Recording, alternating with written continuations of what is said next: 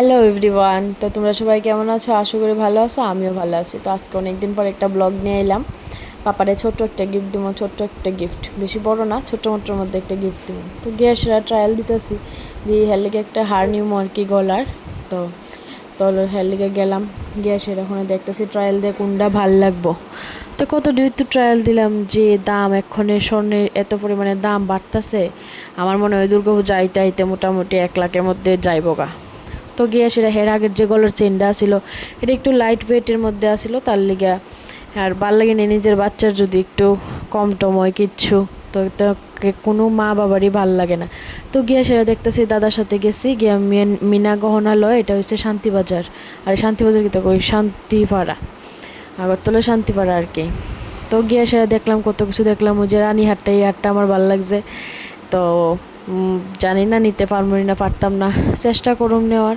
তখন রিসেন্টলি ঘরটোর পাল্টা নিয়ে অনেকটা অনেকটা প্রবলেম হইতেছে।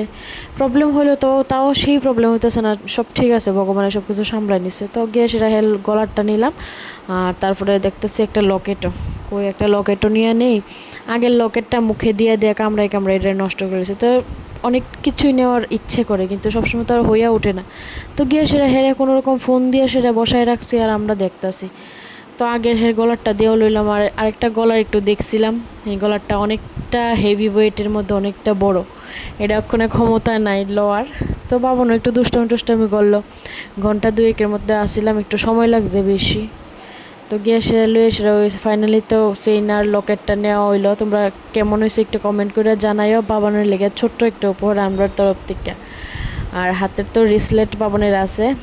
আর আর কিছু না, আর কি লাগে। So tata, bye bye.